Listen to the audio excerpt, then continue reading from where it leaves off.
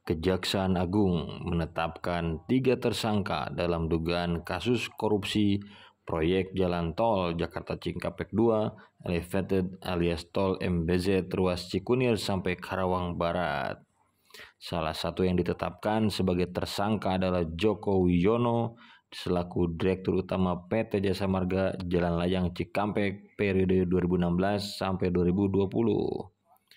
Kapus Penkum Kejagung Ketut Sumedana mengatakan 3 orang itu diperiksa jadi saksi lalu ditingkatkan statusnya menjadi tersangka. Setelahnya, Kejagung pun langsung melakukan penahanan selama 20 hari ke depan terhadap para tersangka itu.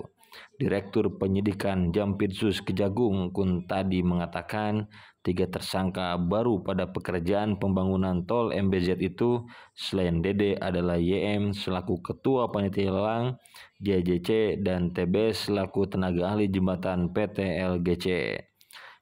Kuntadi mengatakan dalam kasus itu total tim penyidik telah memeriksa 146 saksi.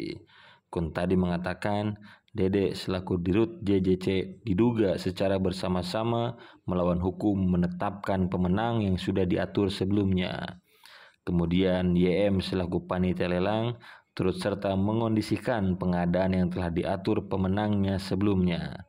Selanjutnya, TBS selaku tenaga ahli diduga turut serta menyusun gambar detail engineering design yang di dalamnya terdapat pengondisian volume.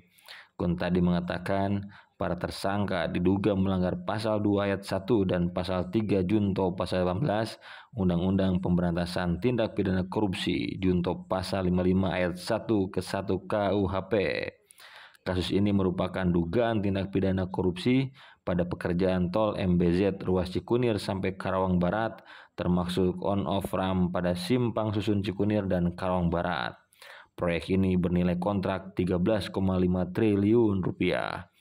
Kejagung menduga dalam pelaksanaan pekerjaan itu terdapat perbuatan melawan hukum berupa persengkongkolan dalam mengatur pemenang lelang yang menguntungkan pihak tertentu sehingga atas perbuatan tersebut diindikasikan merugikan keuangan negara. Dengan tambahan 3 orang hari ini, dalam kasus dugaan korupsi proyek tol MBZ telah ada total 4 tersangka.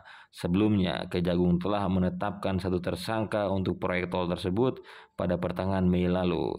Tersangka pertama adalah Ibnu Noval selaku pensiunan BUMN yang pernah menjabat Kepala Divisi 5 PT Waskita Karya. Ibnu pun langsung ditahan di Rutan Salemba, cabang Kejagung sejak 15 Mei 2023 lalu.